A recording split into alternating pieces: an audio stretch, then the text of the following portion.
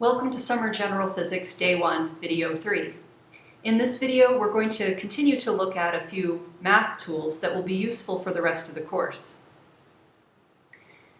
One type of equation that we'll be solving fairly frequently is the quadratic equation. So, as you've learned in your math classes, quadratic equations have this general format where you have some number multiplied by a variable that's squared plus another number times a variable plus an additional number, and the sum of those is equal to 0.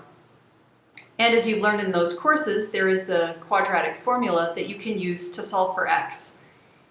So the quadratic formula has the following form: x is equal to minus b plus or minus the square root of b squared minus 4ac all over 2a, where a is the number that multiplies the x squared, b is the number that multiplies the x, and c is the number that gets tagged on at the end.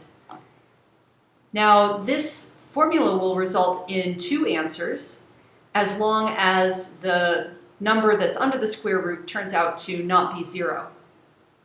If the number under the square root is negative, your answer will be imaginary, but we won't find those kinds of answers very often in physics class. Usually, if we're solving a quadratic equation, we're trying to find something like distance, and it doesn't make sense to get an imaginary number. So if you do find yourself getting an imaginary number in an unexpected context, you may want to check your math.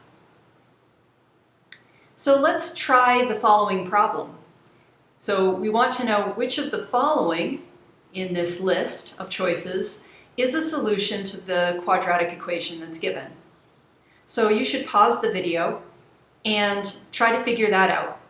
Which one of those answers corresponds to a solution to the quadratic equation?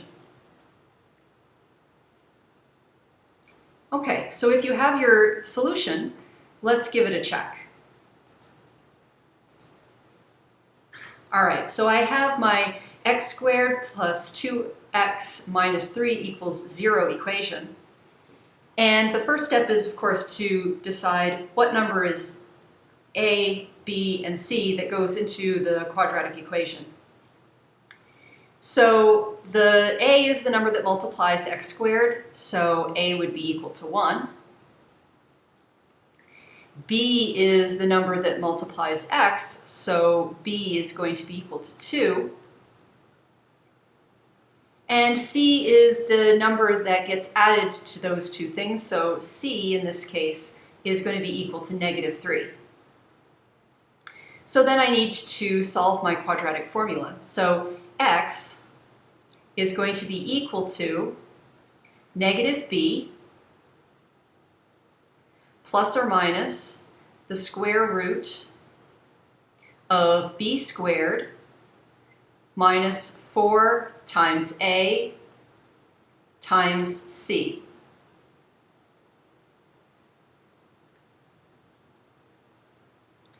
And then I divide all of that by 2a.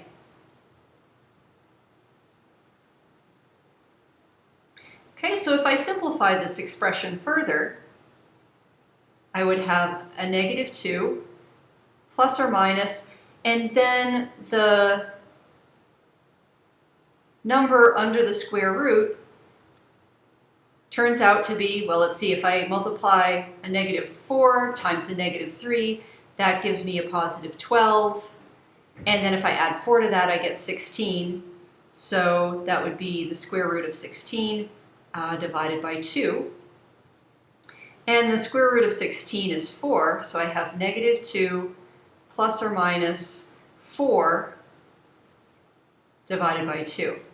So for this quadratic equation, I get two different answers, 1 and negative 3.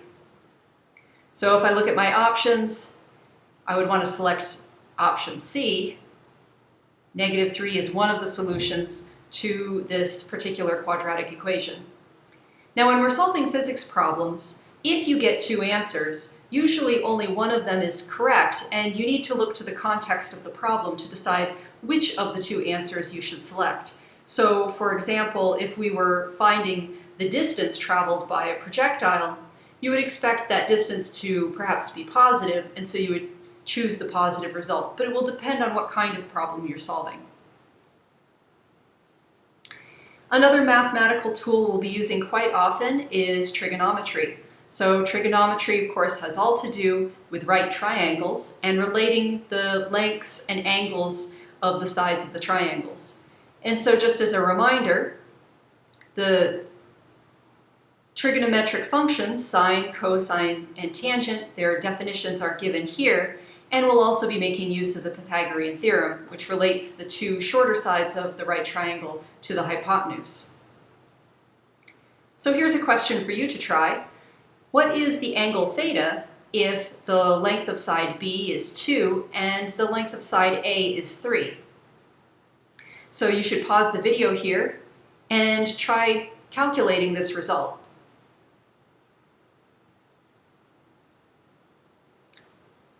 Okay, so if you have your answer, let's try doing this problem. So if we have definitions for sides B and A, we could always use the Pythagorean theorem to figure out what side C of the triangle is. We could find the hypotenuse and then use any of the trigonometric functions. However, if I use the tangent of theta, then I can just go for the answer directly without having to figure out what side C is. So I'll use that approach. Of course, if I did the other way, so if I found C first and used the other trigonometric functions to find what theta was, that should also work just as well. So the tangent of theta is going to be equal to the opposite side, which is side B, and divide that by the adjacent side, which is side A. So in order to figure out what theta is, I need to use the inverse tangent